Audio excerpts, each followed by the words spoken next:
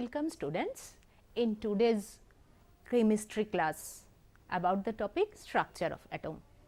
আজকের নবম শ্রেণীর রসায়ন বিষয়ের ক্লাসে আমি শিলাগণ চৌধুরী তোমাদের স্বাগত জানাচ্ছি। আমাদের গত ক্লাসে আমরা আলোচনা করেছিলাম কিভাবে প্রোটন এবং ইলেকট্রনের আবিষ্কার হয়েছিল। বিজ্ঞানী জে টমসন 1897 সালে আবিষ্কার করেছিলেন ইলেকট্রন এবং বিজ্ঞানী গোল্ডস্টেইন 1886-এ আবিষ্কার করেছিলেন অবপারমাণবিক কণা প্রোটন। এই দুই আবিষ্কারের পরবর্তীকালে বিজ্ঞানীদের অনুসন্ধিৎসা আরও বেড়ে গেল যে একটি পরমাণুর মডেল কী রকম হতে পারে। Earlier, scientist John Dalton described the atomic model. According to John Dalton, he told that the atoms are indivisible particles. But after the discovery of the subatomic particles, protons and electrons, which raised the curiosity of the scientists to find where the subatomic particles and how the subatomic particles are arranged in an atom. অর্থাৎ কোনো একটি পরমাণুতে অবপারমাণবিক কণাগুলো ঠিক কীভাবে সজ্জিত থাকে। এই চেষ্টাতে সর্বপ্রথম যিনি পথপ্রদর্শক ছিলেন তিনি ছিলেন বিজ্ঞানী J Thomson. According to whom he described the atomic model as a plum pudding model. He also described it as a watermelon model. প্রথম যে চিত্রটি আছে ওতে আমরা দেখব একটি পরমাণুর মডেলকে উনি ঠিক কিভাবে একটি তরমুজ মডেলের সঙ্গে তুলনা করেছেন। দেখো প্রথম যে চিত্রটি আছে ওতে দেখা যাচ্ছে যে the atom, Thomson's model of atom, that is the plum pudding model, in which the negatively charged electrons are embedded in the base of the positively charged sphere. একটি ধনাত্মক আধানযুক্ত গোলকের মধ্যে ঋণাত্মক আধানযুক্ত কণাগুলো কিভাবে এলোমেলোভাবে বিন্যস্ত রয়েছে। এই যে ইলেকট্রনগুলো কোনো নির্দিষ্ট আকারে সাজানো নেই, এলোমেলোভাবে সাজানো আছে, ঠিক যেমন একটি পুডিংয়ের মধ্যে বা আমরা যা বলি পায়েসের মধ্যে এলোমেলোভাবে কিশমিশ কাজু এগুলো ছড়ানো থাকে, ঠিক সেইভাবেই ধনাত্মক আধানযুক্ত প্রোটনের সাগরে ঋণাত্মক আধানযুক্ত ইলেকট্রনগুলো এলোমেলোভাবে সাজানো থাকে। নেক্সট ছবিতে আমরা দেখব এই যে মডেলটি পরমাণুর গঠনটি ওকে তিনি তুলনা করেছেন তরমুজের মধ্যে, যেখানে the edible part of the watermelon he described as positively charged and the black seeds he compared this with the negatively charged electrons.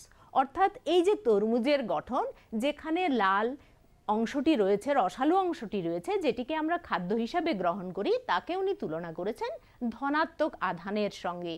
অর্থাৎ প্রোটনগুলো এইভাবে বৃহত্তর অংশ জুড়ে থাকে এবং তার মধ্যে ওই যে কালো বীজগুলো দেখা যাচ্ছে সেইগুলোকে উনি তুলনা করলেন ঋণাত্মক আধানযুক্ত ইলেকট্রনের সঙ্গে। Thus, this model could explain very well the electrical neutrality of an atom, as he told that an atom contains the equal number of protons and electrons.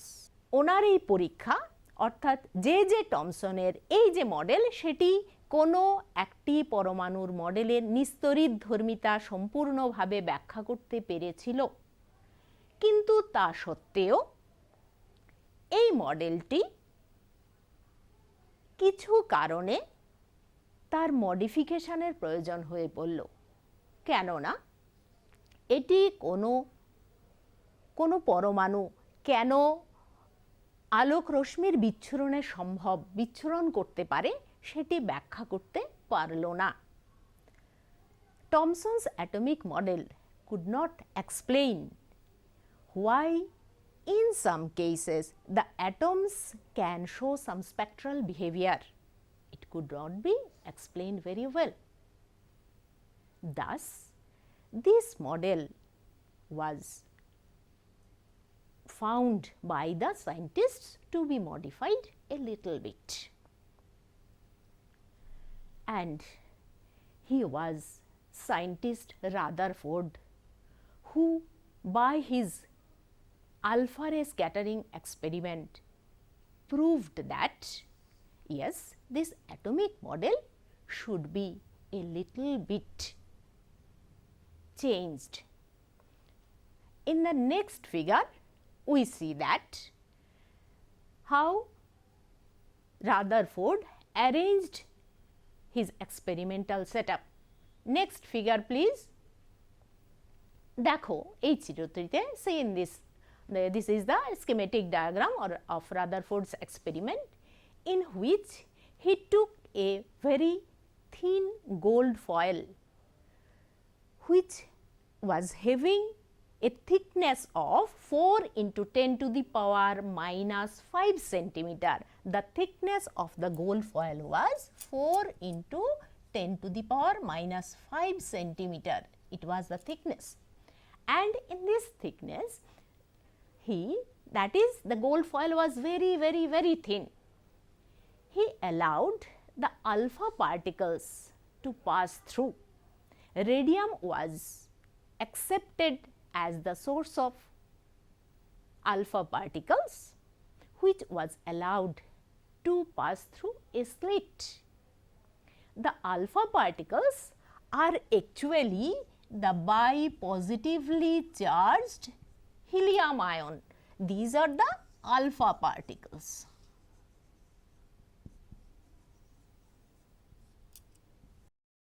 Alpha particles, whenever allowed to pass through the gold foil, it was found that maximum of the alpha particles moved in straight path, and only a few were found to be deflected, which were moving in straight line. Now they found to be deflected, to be deviated from their straight path, and only a few, only a negligible ones, that is among 12,000, only a single alpha particle was found to bounce back at an angle of 180 degree. অর্থাৎ এই যে রাদারফোর্ডের experiment, যাতে উনি একটি gold foil নিয়েছিলেন। Gold foil কি, তোমরা যেমন চকলেটের র্যাপার দেখো, তোমরা ওই যে যত চকলেটের র্যাপার আছে সেগুলো অ্যালুমিনিয়ামের ফয়েল, ঠিক তেমনি এর চেয়ে অনেক অনেক অনেক পাতলা গোল্ড ফয়েল নিলেন, মানে সোনার পাত নিলেন। তার থিকনেস কত ছিল? 4 into 10 to the power minus 5 centimetre. এত পাতলা একটা সোনার পাত নিলেন, তার মধ্যে দিয়ে তিনি আলফা পার্টিকেলকে যেতে দিলেন। আলফা পার্টিকেলের উৎস ছিল রেডিয়াম, এবং তাকে উনি পাঠালেন কোনো একটা স্লিটের মধ্যে দিয়ে, অর্থাৎ খুব সীমিত সংখ্যক আলফা পার্টিকেলকেই উনি সেই সোনার পাতের মধ্যে দিয়ে যেতে দিলেন।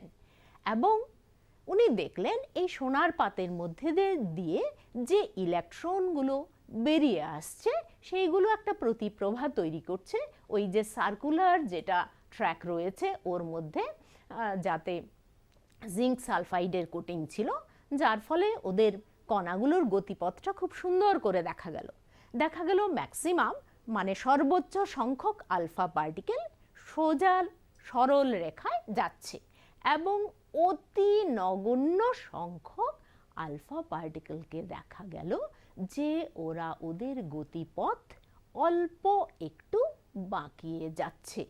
অর্থাৎ যেগুলো একদম সোজা যাচ্ছিল সেখান থেকে অল্প একটু বাঁকিয়ে গতিপথ পরিবর্তন করে বাইরের দিকে যাচ্ছে, এবং অতি নগণ্য সংখ্যক আলফা পার্টিকেল 12,000-এর মধ্যে মাত্র একটি আলফা পার্টিকেলকে দেখা গেল একেবারে 180 ডিগ্রিতে ও ফেরত আসছে, অর্থাৎ যে পথে যাচ্ছে ঠিক সেই পথেই সেই কণাগুলো ফেরত আসছে।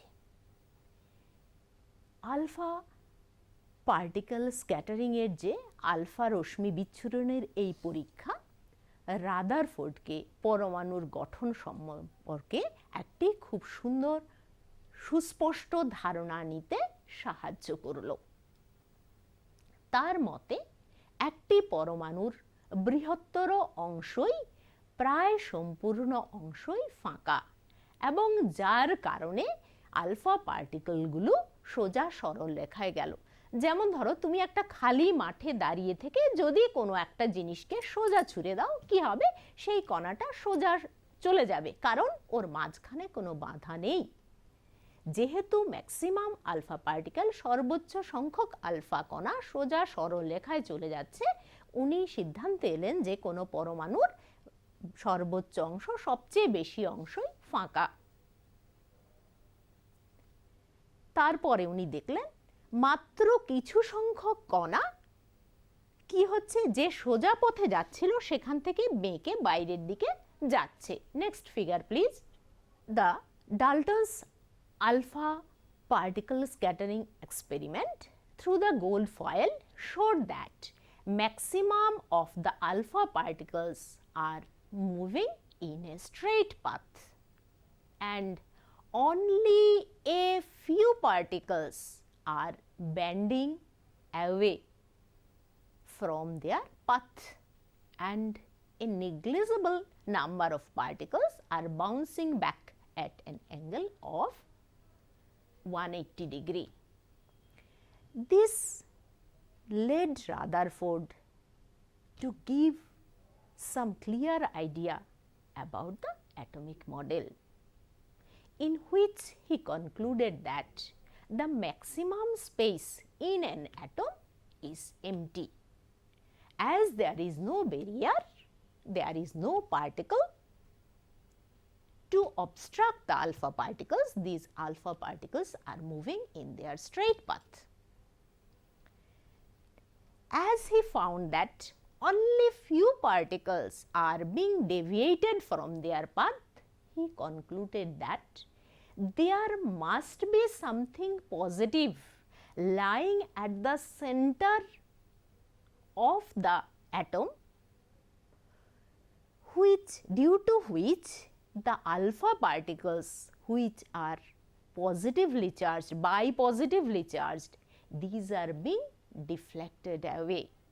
We know that like charges repel each other and unlike charges attract each other. আমরা জানি যে একই ধরনের আধান পরস্পরকে বিকর্ষণ করে এবং বিপরীত তড়িৎধর্মী কণাগুলো বা আধান পরস্পরকে আকর্ষণ করে। রাদারফোর্ড তার এই আলফা কণা বিচ্ছুরণ পরীক্ষায় দেখলেন যে মাত্র স্বল্প সংখ্যক আলফা কণা ওর সোজা পথ থেকে বেঁকে বাইরের দিকে চলে যাচ্ছে। তাই তিনি কনক্লুশনে এলেন, সিদ্ধান্তে এলেন যে আলফা কণাগুলো যেহেতু ধনাত্মক আধান সম্পন্ন, পরমাণুর গঠনের মধ্যবর্তী স্থানে নিশ্চয়ই ধনাত্মক আধান রয়েছে এবং সেই কারণে একই ধরনের আধানযুক্ত আলফা কণা ধনাত্মক আধানযুক্ত কোনো কণার বিকর্ষণের ফলে যেটা সোজা পথে যাচ্ছিল সেটা বাইরের দিকে চলে যাচ্ছে।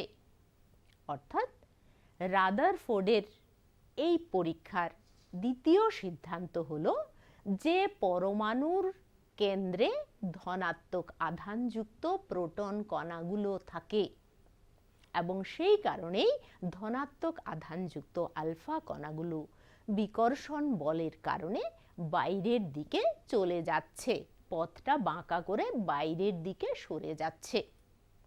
থার্ড সিদ্ধান্ত, ওনার তৃতীয় সিদ্ধান্ত, যে একটি পরমাণুর সমস্ত ভর তার কেন্দ্রে কেন্দ্রীভূত রয়েছে, কারণ ম্যাক্সিমাম কণা সরে গেলেও একেবারে নগণ্য সংখ্যক কণা আঘাত পেয়ে একেবারে 180 ডিগ্রি পথে, যে পথে সে এগিয়ে গেছিল ঠিক সেই পথেই সে আবার ফেরত আসছে।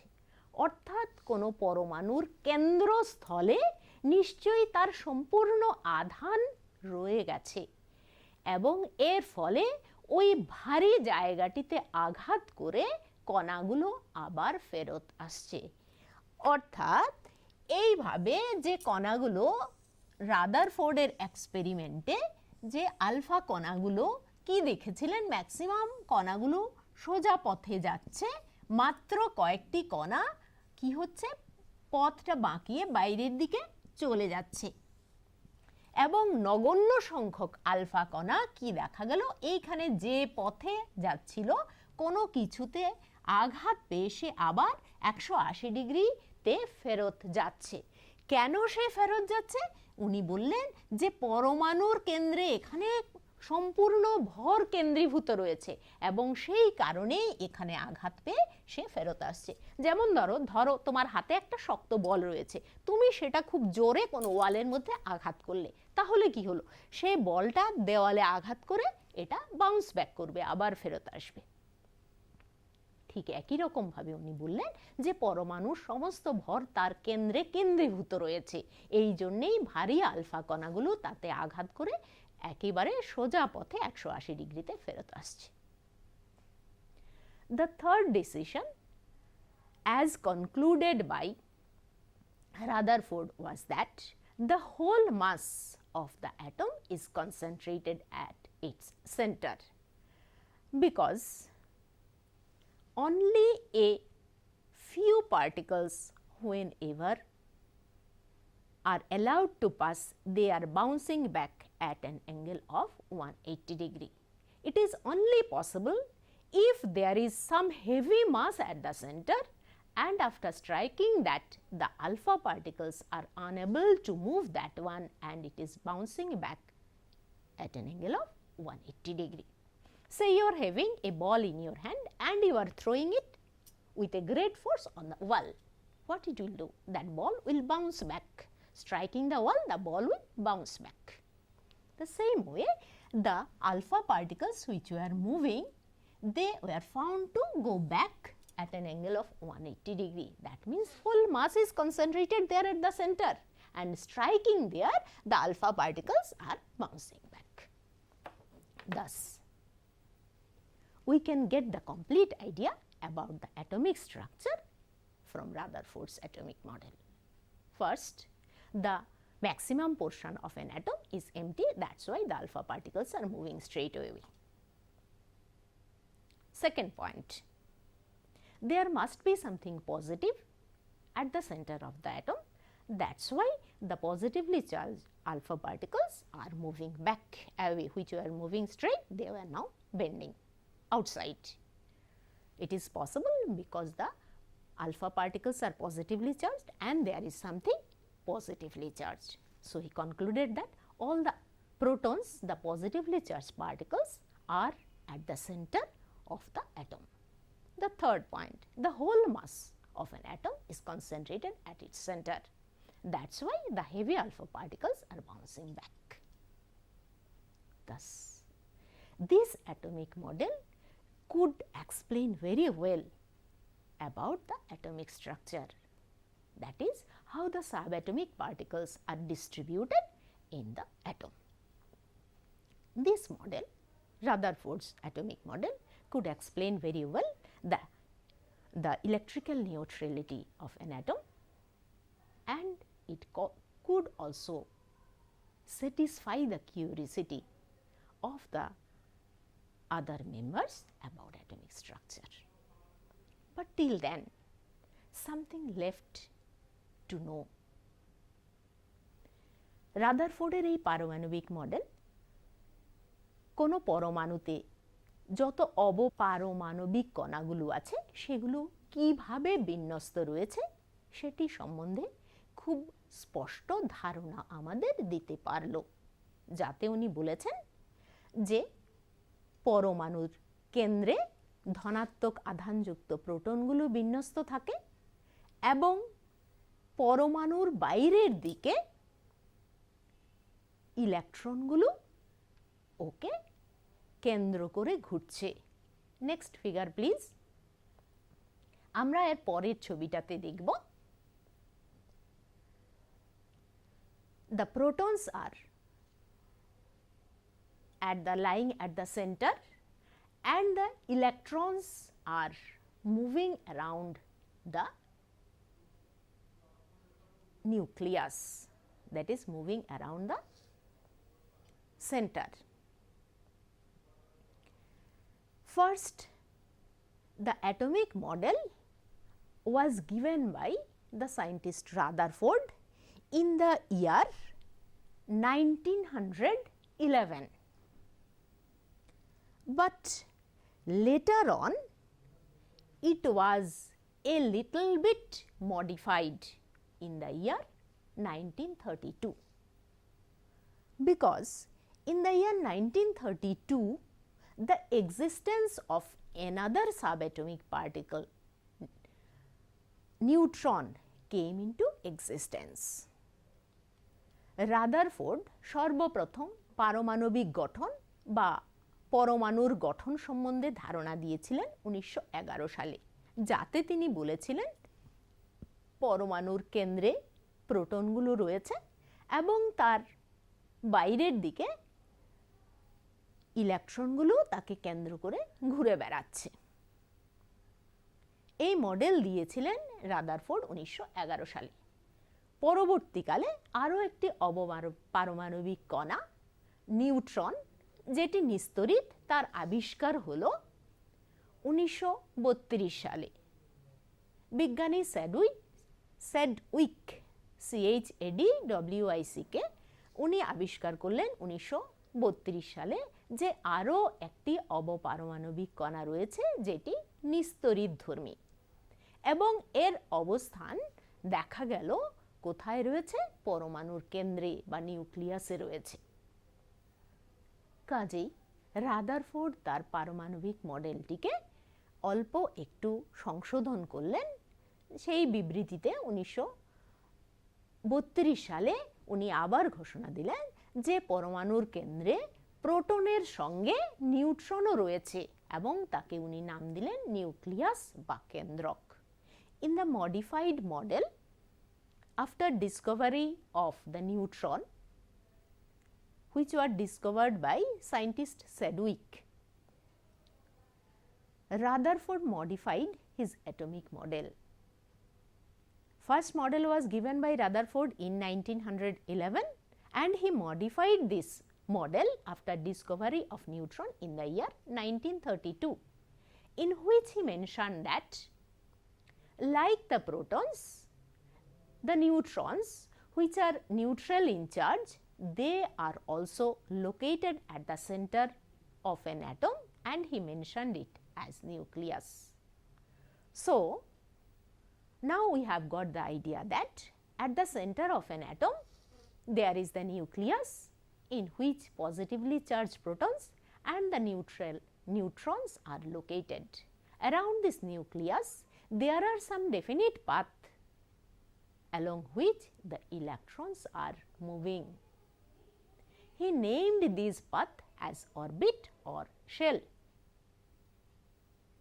1932 সালে বিজ্ঞানী স্যাডউইক নিউট্রন আবিষ্কার করেন। নিউট্রন আবিষ্কারের পরে বিজ্ঞানী রাদারফোর্ড তার প্রদত্ত যে পারমাণবিক গঠন বা পারমাণবিক মডেল তাকে একটু পরিবর্তিত করেন। উনি এবার ধারণা দেন যে পরমাণুর কেন্দ্রে ধনাত্মক তড়িৎধর্মী প্রোটনের সঙ্গে নিস্তড়িত কণা ইলেকট্রনও রয়েছে এবং ওকে তিনি নাম দিলেন nucleus. Now he mentioned that along with the positively charged protons, the neutral particles, neutrons, are also located at its center.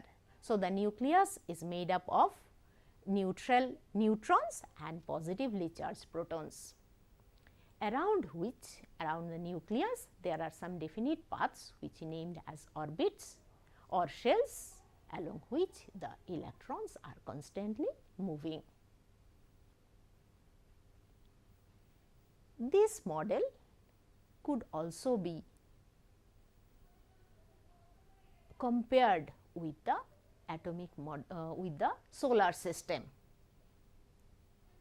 আমাদের সৌরজগতের মডেলের সঙ্গে পরমাণুর এই মডেলের তুলনা করা যেতে পারে। যেমন সৌরজগতের কেন্দ্রে রয়েছে সূর্য, ঠিক তেমনি পরমাণুর কেন্দ্রে রয়েছে নিউক্লিয়াস। সূর্যের চারদিকে বিভিন্ন কক্ষপথে গ্রহগুলো ঘুরে বেড়াচ্ছে এবং আমরা দেখি পরমাণুর মডেলের মধ্যে নিউক্লিয়াসকে কেন্দ্র করে বিভিন্ন কক্ষপথে ইলেকট্রনগুলো ঘুরে বেড়াচ্ছে। If we compare the atomic model with our solar system, we find that in the solar system, sun is there at the center, as we get the nucleus at the center of an atom, and around the sun there are definite paths in which the planets are moving. Similarly, around the nucleus there are some paths which he named as orbits or shells. The electrons are moving constantly.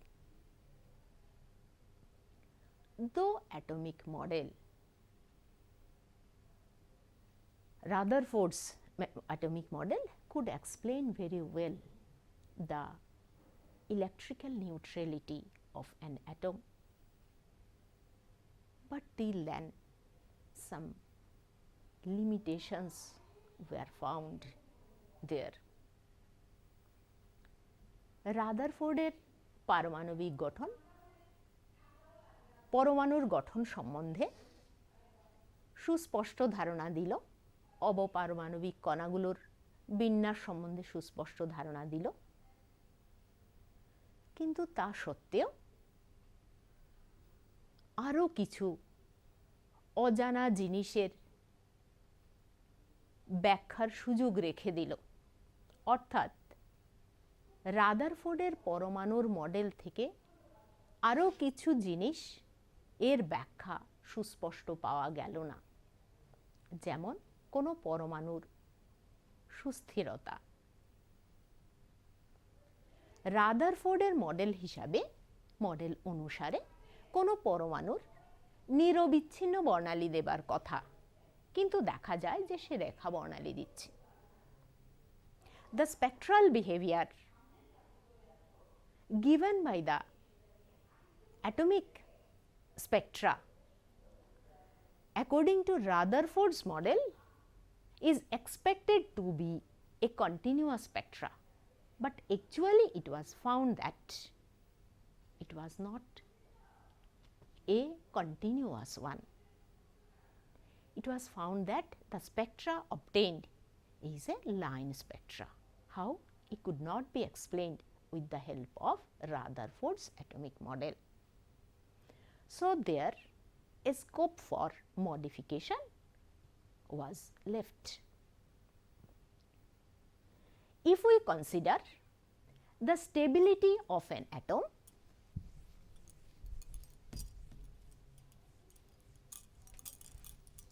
we will have to think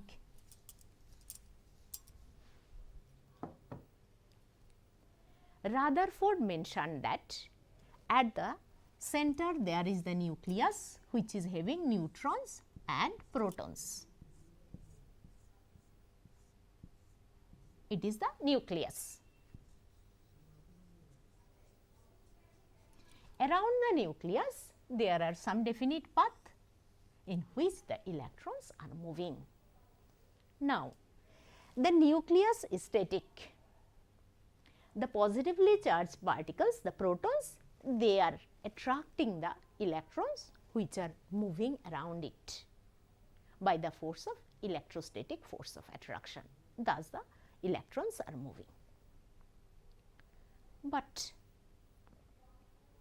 according to Maxwell's theory of electromagnetic wave, we find that if any particle is moving constantly, it is bound to release some energy. That means the electron which is moving constantly around the nucleus, it is bound to release some energy. Thus, its energy is decreasing, but the pull of the nucleus is remaining the constant. So what can we expect? The electrons which are revolving around the nucleus, slowly they will be approaching it.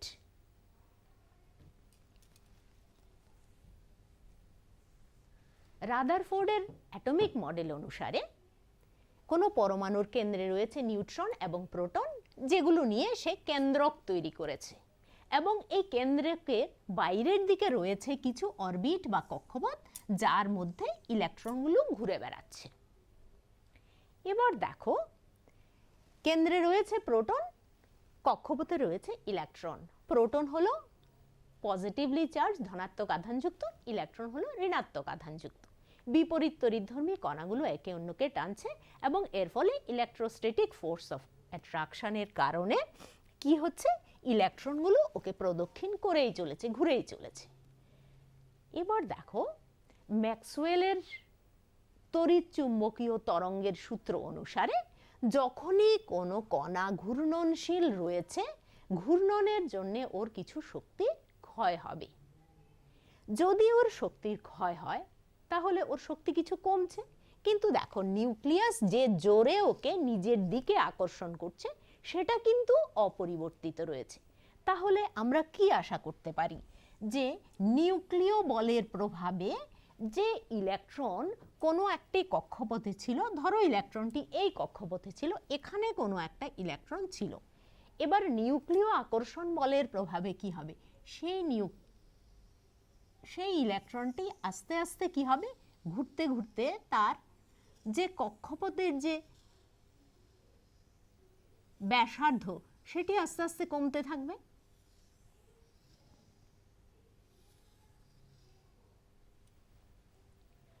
As the electron or electrons are moving around the nucleus, and during motion as it is releasing some energy, its energy will be decreased, but the pull, electrostatic pull of the proton or the nucleus will remain constant.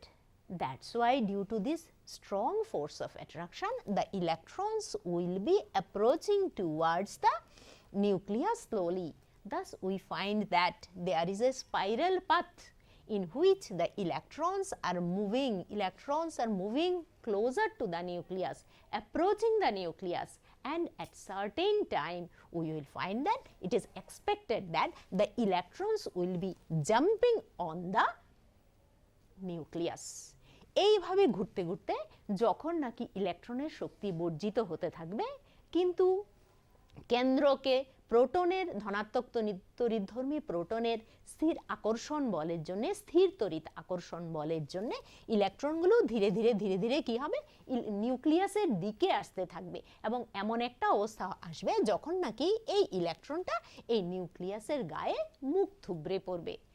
তাহলে কি হবে, ঠিক সেই মুহূর্তে আমরা বলতে পারি একটা পরমাণুর আর অস্তিত্বই থাকবে না, কারণ নিউট্রন আর প্রোটন মিলে গেল।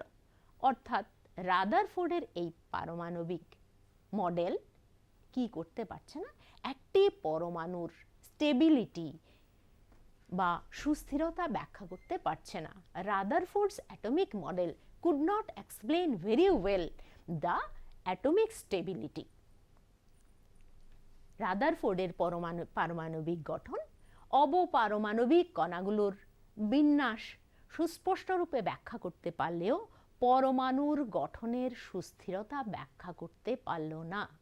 Though the Rutherford's atomic model could explain very well the displacement, the arrangement of the subatomic particles, but it could not explain very well the stability of an atom.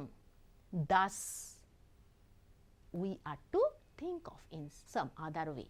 Moreover, if the electrons are moving constantly, we can expect that we will be getting a continuous spectra. যদি ইলেকট্রনগুলো ক্রমাগত ঘূর্ণনের মাধ্যমে কেন্দ্রকে কেন্দ্র করে কেন্দ্রকের দিকে অগ্রসর হতে থাকে, তাহলে আমরা কি বলবো, তাহলে বলবো যে আমরা নিশ্চয়ই একটা নিরবিচ্ছিন্ন বর্ণালী পাবো। কিন্তু প্রকৃতপক্ষে দেখা যায় যে আমরা এই রকম কোনো নিরবিচ্ছিন্ন বর্ণালী পাই না। পরিবর্তে দেখা যায় আমরা কি পাচ্ছি, আমরা পাচ্ছি কিছু লাইন স্পেকট্রা, কিছু দূর বাদে বাদে এই রকম আমরা বর্ণালী খুঁজে পাই। অর্থাৎ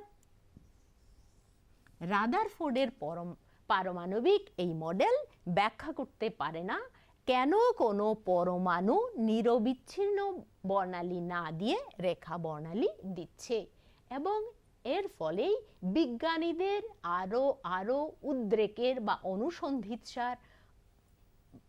অনুসন্ধিৎসার জন্ম দিল, যাতে করে এই পরমাণুর মডেলকে আরো কিভাবে মডিফাই করা যায়, উন্নত করা যায়, কি কারণে এই জিনিসটা ব্যাখ্যা করা যাচ্ছে না, সেইটা অনুসন্ধানের সুযোগ রয়ে গেল। রাদারফোর্ডের পারমাণবিক গঠন, as the atomic model, Rutherford's atomic model could not explain why an atom is not giving the continuous spectra but it is giving rise to the line spectra, could not be explained, and due to this it led the scientists more curious to find what was the fact left to be mentioned in Rutherford's atomic model. In our next class, we will find what the scientists later on they have done, they have tried how. We will be discussing in our class. আমাদের পরবর্তী ক্লাসে আমরা দেখব এই যে Rutherford আমাদের অনেক কিছু জানালেও যে ছোট্ট কিছু জানাতে পারেননি, সেইখানে যে বিজ্ঞানীদের অনুসন্ধিৎসু আরও করে দিয়েছেন, আরও কিছু রয়ে গেছে যেটা আমরা জানতে পারিনি, সেই জিনিসগুলো নিয়ে আমরা আমাদের পরবর্তী ক্লাসে আলোচনা করব। So bye, we will be meeting you in our next class with the solutions which are left with the Rutherford. Till then, bye.